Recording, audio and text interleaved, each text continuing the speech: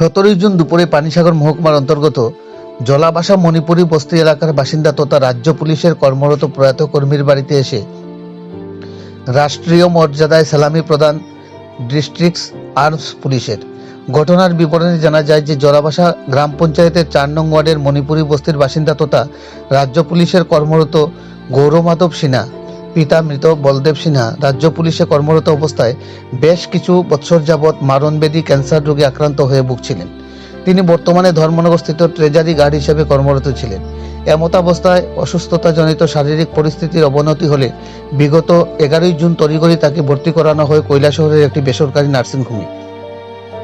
দীর্ঘ এক সপ্তাহ কালব্যাপী নার্সিংহোমের চিকিৎসকদের সকল প্রকার প্রচেষ্টাকে প্রতিহত করে 17 জুন সকাল 9টা নাগাদ তিনি ইহলোকের মায়া ত্যাগ করে পাড়ি দেন না ফেরার দেশে। মৃত্যুকালে ওর বয়স হয়েছিল 56 বৎসর।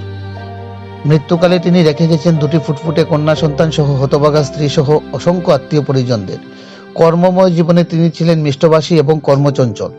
রাজ্য জুড়ে কর্মজীবনে রাজ্য পুলিশে রেখে গেছেন অসংখ্য স্মৃতি। উনার মৃত্যু পরবর্তী সময়ে খবর পেয়ে উনার জলাবাসাস্থিত বাসভবনে রাষ্ট্রীয় মর্যাদায় শেষ শ্রদ্ধা জানাতে ছুটে আসেন উত্তর জেলার ধর্মনগরস্থিত ডিআর পুলিশ তথা ডিস্ট্রিক্ট আর্মস পুলিশের একটি দল।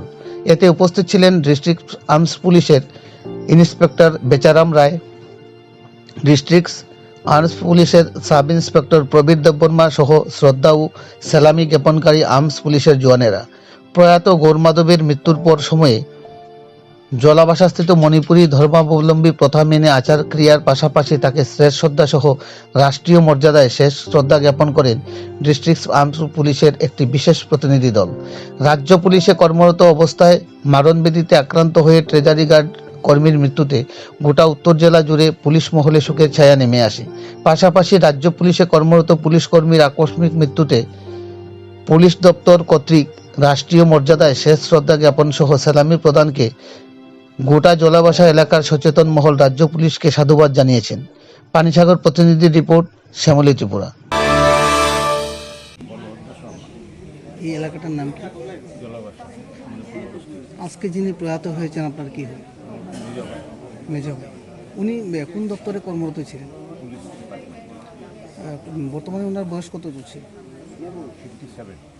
তো কীভাবে তিনি আমাদের এই ইহলোকের মেয়া ছেড়ে পরলোকে গমন করলেন?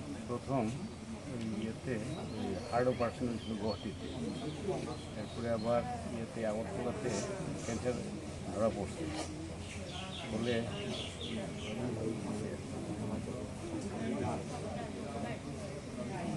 তিনি কখন মারা গিয়েছেন?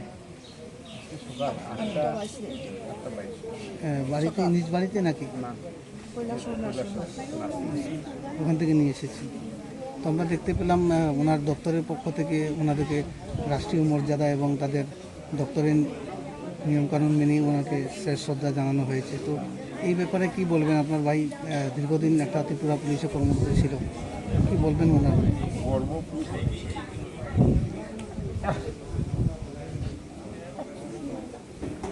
ওনার পরিবারে কারা কারা রয়েছেন এখন?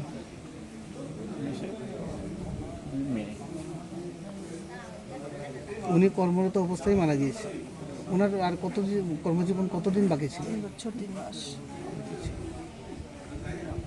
এই পরিবারের তো উনি উপার্জন ঢেলে রাখা।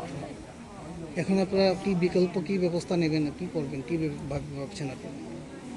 গভর্নমেন্ট যদি কিছু করে আর যদি না করে তো আমরা